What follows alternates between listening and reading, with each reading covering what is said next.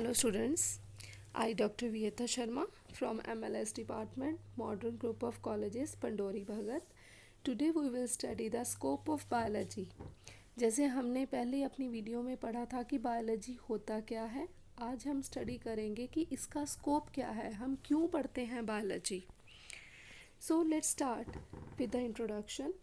Like biology क्या है? It is a natural science जिसमें हम क्या करते हैं, लाइफ्स की स्टडी करते हैं और लिविंग ऑर्गेनिजम्स की स्टडी करते हैं.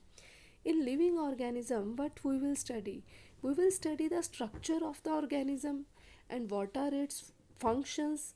उसकी ग्रोथ कैसे हुई है, उसका एवोल्यूशन कैसे हुआ है, उसकी डिस्ट्रीब्यूशन क्या है और उसकी टेक्सोनोमी क्या है. ये पूरा जो है हम उसमें डिटेल्ड स्टडी करते हैं. तो ये सारा आ जाता है आपका बायोलॉजी में. किसी भी एक पर्टिकुलर ऑर्गेनिज्म की हम स्टडी करते हैं तो उसे वो बोलते हैं बायोलॉजी. सो नेक्स्ट, बायोलॉजी में कुछ बेसिक टर्म्स हैं that we should know. First is the cell. Cell क्या होता है? Cell is the basic unit of life. Like हम कोई भी फॉर एग्ज़ाम्पल हम ले लेते हैं कि हमने एक बिल्डिंग बनानी है, तो बिल्डिंग का एक बेसिक यूनिट क्या होगा? किसी भी बिल्डिंग का एक बेसिक यूनिट होता है ब्रिक, उसकी ईंट. ईंट से क्या है, पूरी एक इमारत को खड़ा किया जाता है. उसी तरह से हमारी बॉडी का एक बेसिक बिल्डिंग ब्लॉक क्या है? सेल. तो cell is the basic unit of life. Next are the genes. Genes क्या होती हैं? Genes are the basic unit of heredity. जैसे हमारे पेरेंट्स से ऑफ स्प्रिंग्स में जो इन्फॉर्मेशन जाती हैं, करेक्टर्स जाते हैं, वो कैसे ट्रांसफ़र होते हैं? दैट इज़ बाया जीन्स. अब next is the evolution. Evolution क्या होता है? ये वो इंजन है that propels the synthesis and creation of new species.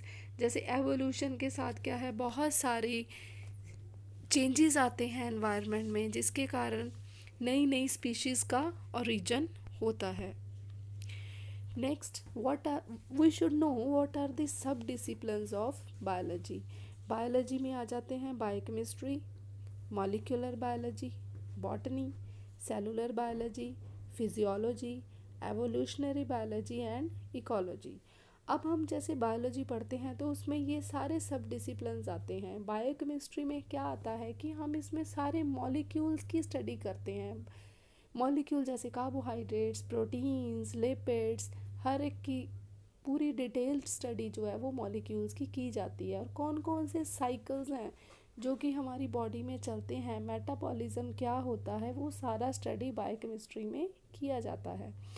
Next, molecular biology में आ जाता है पूरी मॉलिक्यूल्स की जो हम स्टडी करते हैं, लिविंग मॉलिक्यूल, जिसमें आ जाते हैं आपके डीएनए, आरएनए, प्रोटीन्स की सिंथेसिस कैसे होती है.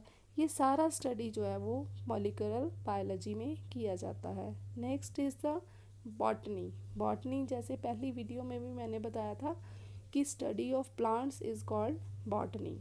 Next is the cellular biology. Cellular biology में क्या आ जाता है कि जब हम पूरी सेल्स की स्टडी किसी भी एक पर्टिकुलर, चाहे हम प्रोकैरियोटिक सेल ले रहे हैं, चाहे हम यूकैरियोटिक सेल ले रहे हैं, उनकी अगर हम डिटेल्ड स्टडी कर रहे हैं तो उसे बोला जाता है सेलुलर बायोलॉजी. और किसी सेल में क्या क्या साइकिल्स चल रहे हैं, क्या क्या हो रहा है, एटीपीज कैसे प्रोड्यूस होते हैं, वो सारा हम स्टडी करते हैं सेलुलर बायोलॉजी में. Next is the physiology. Physiology, अगर हम एक्सटर्नल फीचर्स किसी भी चीज़ के देख रहे हैं, वेदर वो प्लांट्स है चाहे वो एनिमल्स हैं, किसी भी चीज़ की पूरी फिजियोलॉजी के बारे में स्टडी कर रहे हैं, then that is called the physiology. Next is the evolutionary biology. Evolutionary biology जैसे कोई भी एक स्पीशीज़ है, उसका ओरिजिन कैसे हुआ, फिर चेंजेस हुए कुछ एनवायरनमेंट में तो नई स्पीशीज़ ओरिजिनेट हुई एवोल्यूशन के कारण, तो वो सारा स्टडी हम एवोल्यूशनरी बायोलॉजी में करते हैं. Next is the ecology. Ecology में पूरा एनवायरनमेंट की स्टडी किया जाता है. So these all are the sub disciplines of biology. Next, we should know what is structural biology. Structural biology क्या होता है कि इसमें हम जितने भी बायोलॉजिकल मैक्रो मॉलिक्यूल्स होते हैं, macro means bigger molecules and दूसरे होते हैं माइक्रो मॉलिक्यूल्स, स्मॉल मॉलिक्यूल्स. तो इसमें स्ट्रक्चर बायोलॉजी में हम क्या करते हैं कि जितने भी बिगर मॉलिक्यूल्स होते हैं, बायोलॉजिकल मॉलिक्यूल्स होते हैं, उनकी स्टडी की जाती है। अब हमारे मैक्रो मॉलिक्यूल्स कौन कौन से हैं, जैसे कि प्रोटीन्स हो गए, न्यूक्लिक एसिड्स हो गए, कि इसमें हम स्टडी करेंगे कि कैसे वो उनका ऐसा स्ट्रक्चर बना, उसमें अगर कुछ चेंज किया जाए उनके स्ट्रक्चर में तो उसके फंक्शंस के ऊपर क्या अफेक्ट होगा। फॉर एग्ज़ाम्पल कि कार्बोहाइड्रेट्स हैं हमारे पास, उसमें वो कार्बोहाइड्रेट किससे बनते हैं, कार्बन, हाइड्रोजन एंड ऑक्सीजन से। तो अगर हम उसके स्ट्रक्चर में थोड़ा सा भी चेंज कर दें तो वो अलग तरह का शुगर बन जाएगा। तो वही है कि अगर हम कुछ भी ऑल्ट्रेशंस कर रहे हैं उसकी स्ट्रक्चर में तो उसका डायरेक्ट इफेक्ट किसके ऊपर होगा, उसके फंक्शंस के ऊपर। तो इसको हम बोलते हैं स्ट्रक्चरल बायोलॉजी। स्ट्रक्चरल बायोलॉजी में आपके आ जाते हैं molecular biology, cell biology, anatomy, genetics and developmental biology. Next is the evolutionary biology. Evolutionary में क्या है, हम किसी भी स्पीशीज़ का ओरिजिन का पता चलता है हमें कि कोई भी एक स्पीशीज़ है वो कैसे ओरिजिनेशन हुआ उसका, और उसके डिसेंडेंट्स क्या थे, मींस उसके अनसेस्टर्स क्या थे। और साथ में हमें ये भी पता चलता है कि विद द टाइम उसमें चेंजेस क्या क्या आई। जैसे कि सबसे पहले, जैसे हम यहाँ पर डायग्राम में देख रहे हैं कि फर्स्ट क्या था, एक ट्रू सेल था, जिससे आगे क्या बने, प्रोटोजोआ बने। देन चेंजेस आए, स्पॉन्जेस बने, विद द टाइम चेंजेस आए, फिर कॉम्स, जेली फिशेस बनना शुरू हो गई, फिर चेंजेस आए, देन वॉर्म्स, स्टार फिश। ये क्या है, with the time period changes आते रहे और एडवांसमेंट होती रही। मोलस्क बन गए, इंसेक्ट्स, देन स्पाइडर्स, देन इधर fishes, birds, reptiles, then last mammals. तो ये क्या थे, विद द टाइम क्या है, उनमें स्पीशीज़ में एवोल्यूशन आती गई, चेंजेस आते गए, कई टेक्सोनॉमिकल चेंजेस हुए। तो एवोल्यूशन में हम स्टडी करते हैं फाइलोजेनेटिक्स, सिस्टेमेटिक्स एंड टेक्सोनॉमी। अब इसमें क्या है, जैसे पहले 3 किंगडम क्लासिफिकेशन दी गई थी, फिर 5 किंगडम दी गई, ऐसे वेरियस साइंटिस्ट थे जो कि इन्वॉल्व थे, जिन्होंने इसके ऊपर पूरा का पूरा स्टडी किया था।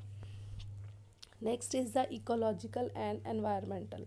इकोलॉजी क्या होता है, जैसे अभी मैंने पहले भी ये वर्ड इस वीडियो में यूज़ किया। इकोलॉजी में क्या करते हैं, हम किसी भी लिविंग ऑर्गेनिज्म की डिस्ट्रीब्यूशन और अबंडेंस के बारे में स्टडी करते हैं, और उस स्पीशीज़ की बिटवीन ऑर्गेनिजम्स इंटरेक्शन क्या है और एनवायरनमेंट के साथ इंटरेक्शन कैसी है।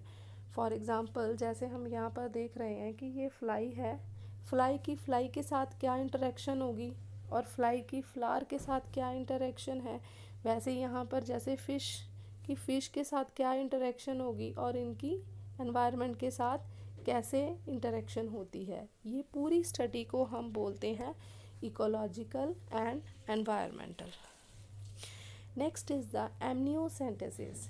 एमनियोसेंटेसिस में हम क्या होता है, ये एक प्रोसीजर होता है जिसमें जब एक लेडी प्रेग्नेंट होती है तो उसमें स्कैनिंग की जाती है उसकी। एमनियोसेंटेसिस में डिटेक्ट किया जाता है कि उसके फीटस में कोई एबनॉर्मेलिटी तो नहीं है, उसे एनालाइज किया जाता है, उसके क्रोमोज काफ़ी सारे टेस्ट किए जाते हैं, उसमें से सैंपल्स लिए जाते हैं। ये देखा जाता है कि उसके फीटस में कोई क्रोमोसोम डिफेक्ट तो नहीं है। क्रोमोसोम डिफेक्ट होने के कारण जब बच्चा डिलीवर करेगी वो लेडी तो वो बच्चे में एबनॉर्मेलिटी होगी, तो वही एबनॉर्मेलिटी जो है वो ड्यूरिंग प्रेगनेंसी उसकी चेक की जाती है। तो इस टेस्ट से, इस प्रोसीजर से सेक्स डिटर्मिनेशन भी हो जाती है, तो जिससे क्या है, कई लोग फीमेल फिटिसाइड कर लेते हैं, जो कि काफ़ी कंट्रीज़ में रिस्ट्रिक्ट है, ये एक इलीगल माना जाता है।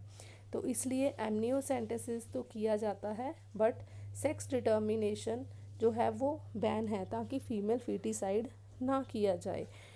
एमनियोसेंटेसिस में हमें ये पता चल जाता है कि फीटस में कोई भी एबनॉर्मेलिटी तो नहीं है। इस प्रोसीजर के दौरान क्रोमोसोम्स की पूरी स्टडी की जाती है कि किसी भी क्रोमोसोम में कोई डिफेक्ट तो नहीं है। अगर क्रोमोसोम में डिफेक्ट होगा तो आगे बच्चे में डिफेक्ट आ सकता है।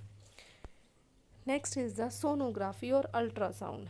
ये वो टेक्निक है जिसमें फीटस में फीटस की एज के बारे में पता चलता है, फीटस की हेल्थ के बारे में पता चलता है और साथ में उसके बेबी के सेक्स के बारे में भी पता चलता है।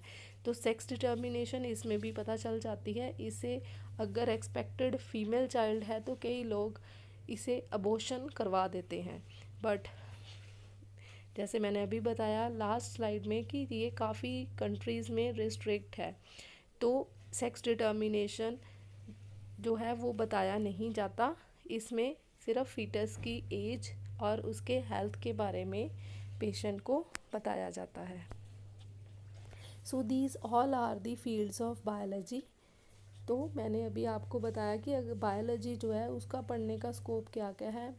जब हम पढ़ते हैं बायोलॉजी तो कई सारी फील्ड्स में उसको अप्लाई किया जाता है, जैसे कि changes and development, applied biology, biotechnology, ecology, environmental science, biogeography, bacteriology, microbiology, zoology, physiology, histology, embryology, genetic, evolution. See, so these all are the fields of biology.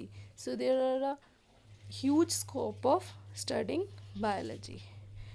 Thank you, students.